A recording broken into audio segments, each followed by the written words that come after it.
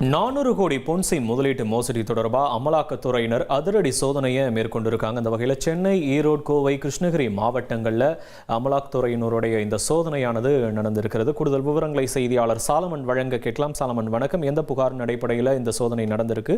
இந்த மோசடி தொடர்பான விவரங்களையும் பதிவு பண்ணலாம். ரூபாய் 400 கோடி பொன்சி மோசடி தொடர்பாக தமிழ்நாட்டில் பல்வேறு இடங்கள்ல அமலாக்கத்துறை அதிகாரிகள் நேற்று திடீர் சோதனையை மேற்கொண்டனர். குறிப்பாக சென்னை, ஈரோடு, கோயம்புத்தூர் மற்றும் கிருஷ்ணகிரி உள்ளிட்ட மாவட்டங்கள்ல அமைந்திருக்கக்கூடிய அந்த வழக்கினோட தொடர்புடைய குடியிருப்பு வளாகங்கள், அதே போன்று அதனுடைய ஓனரோட வீடு உள்ளிட்ட ஒரு இடங்கள்ல இந்த சோதனையானது நிகழ்த்தப்பட்டது.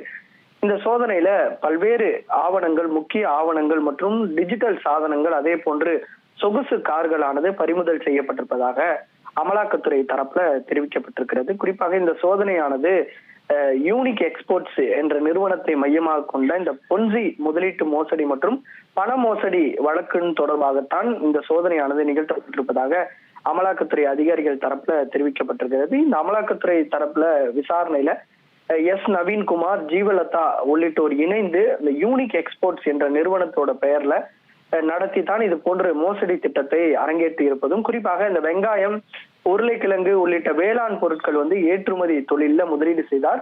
குறுகிய காலத்துல 200% அதிகமான லாபம் கிடைக்கும் என கூறித்தான் நூற்றுக்கணக்கான முதலீட்டாளர்களிடமிருந்து பணம் பெற்று இது போன்று மோசடியை அரங்கேற்றி இருப்பதாகவும், அதே போன்று பல நபர்களை சேர்த்து விட்டால் கமிஷன் வழங்கப்படும் எனவும் ஆசை வார்த்தைகள் கூறி இவர்கள் மோசடியில ஈடுபட்டிருப்பதும் தெரிய வந்திருக்குது.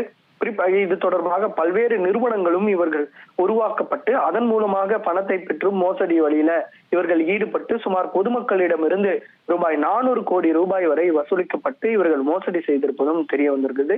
இது தொடர்பாக நடத்தப்பட்ட சோதனைகள் தான் பல பென்டிரைவ்கள், செல்போன்கள் உள்ளிட்டவையும், அதே போன்று அசையும் மற்றும் அசையா சொத்துக்கள் தொடர்புடைய ஆவணங்களும் கைப்பற்றப்பட்டிருப்பதாகவும், அதே போன்று 2 சொகுசு கார்கள் பறிமுதல் செய்யப்பட்டிருப்பதாகவும் அமலாக்கத்துறை தரப்புல ஒரு தகவல் தெரிவிக்கப்பட்டிருக்கிறது.